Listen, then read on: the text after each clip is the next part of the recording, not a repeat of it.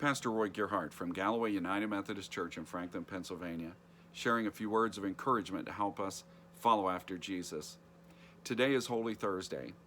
In Holy Week, that's the day when we commemorate the Last Supper. This was the last meal Jesus shared with his disciples before he was crucified. And Jesus gave us something in that meal that has become for us Holy Communion. And tonight at 7 p.m., we'll celebrate Holy Communion. And we'll also share a message in which I will step into the shoes of Judas Iscariot and tell his story. Now, you may wonder what can be gained by hearing Judas Iscariot's story, but I believe there are a lot of lessons that we can learn. Many of us have questions about Judas and wonder why. Why did he betray Jesus the way that he did? Over the years, many have tried to explain it, saying that Judas was a political activist. He was trying to provoke Jesus into finally taking action against the Romans. But this is only a speculative explanation. There's very little in the scripture that gives us even a hint in this direction. No, there are some things, though, that we do know about Judas. And much of this is revealed through an event that happens where a woman came and anointed Jesus with ridiculously expensive perfume.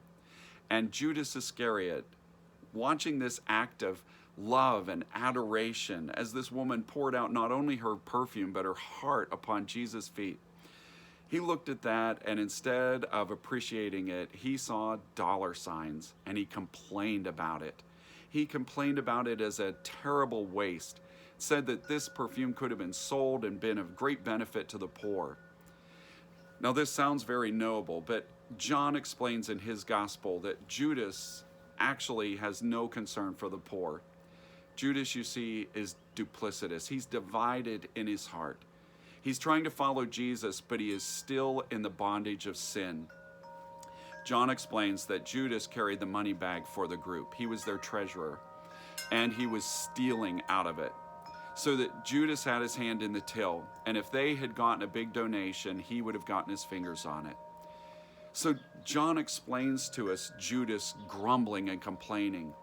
His sin is beginning to surface here. Even though he's been covering his tracks, he is beginning to show this dividedness in his heart, that instead of being able to fully love and appreciate Jesus and worship him, he is looking for his own gain. This is a familiar story for so many people, divided in their lives. I've seen so many people over the years trying to follow God while still living in the bondage of sin, still trying to get their own way.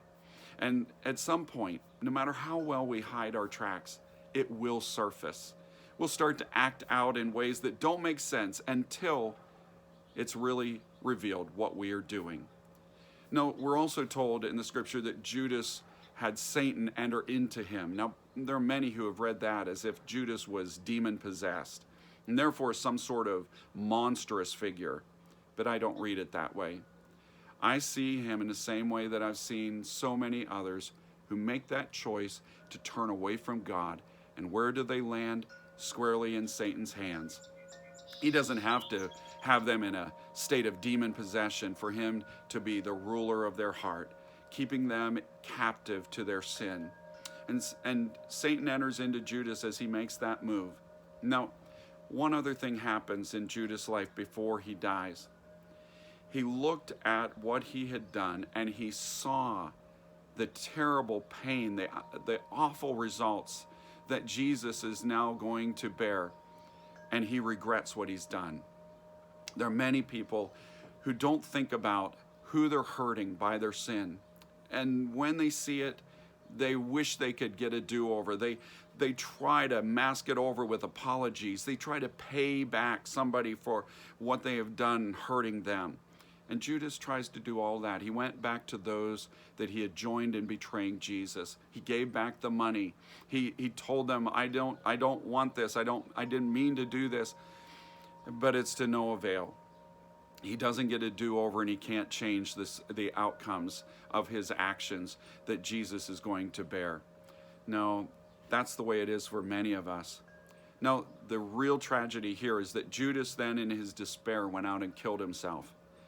Had he waited had he seen Jesus risen, and instead of turning to those wicked-hearted people that he had joined in betraying him, if he had turned instead to Jesus, he would have found someone who could forgive him, someone who could turn his life around.